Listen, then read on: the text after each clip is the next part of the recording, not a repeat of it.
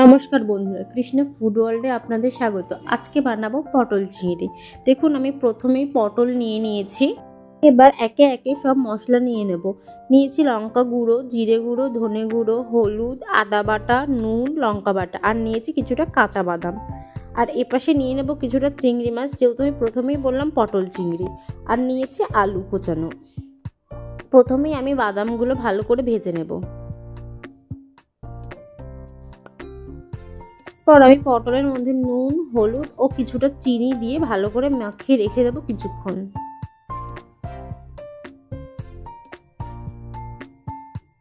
ওইদিকে আমি পটলটা নুন হলুদ মাখিয়ে রেখে দিয়েছি। এদিকে কড়াইতে তেল দিয়ে আমি আলুগুলো ভেজে নেব।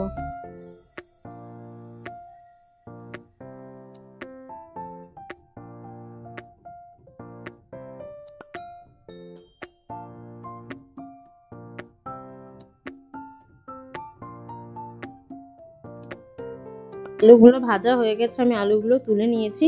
এবার ওই তেলেই পটলগুলো আমি সব ভেজে নেব। পটল বেশি লাল করে ভাজবো না, হালকা লাল করেই ভাজবো। এদিকে আমার পটলগুলো ভাজা হয়ে গেছে, আমি একটা পাত্রে তুলে নিলাম।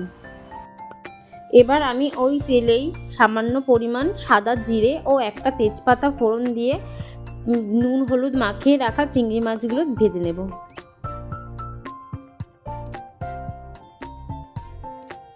আমার চিংড়ি মাছগুলো ভাজা হয়ে এসেছে। এবার আমি একটা কাঁচা লঙ্কা ও কেটে রাখা টমেটোগুলো দিয়ে দেব।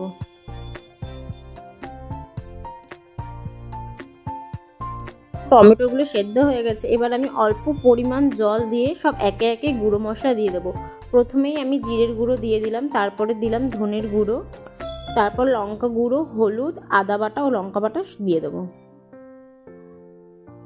ও সামান্য নুনও দেবো।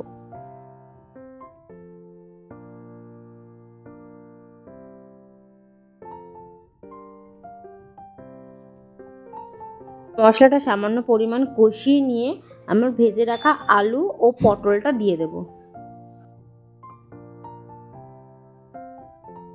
এবার আলু ও পটলটা দিয়ে ভালো করে মশলাটা কষিয়ে নিতে হবে। এবার আমি একটু ঢেকে ঢেকেই মশলাটা কষাবো।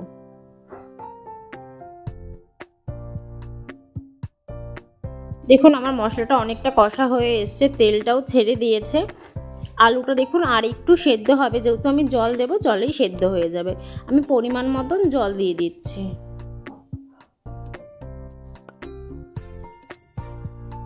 আমার জল দেওয়া কমপ্লিট। এবার আমি ফোটার জন্য রেখে দেবো।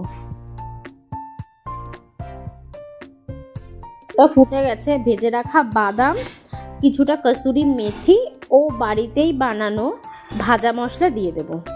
দিয়ে কিছুক্ষণ ফুটে তারপরে নামিয়ে ফেলবো।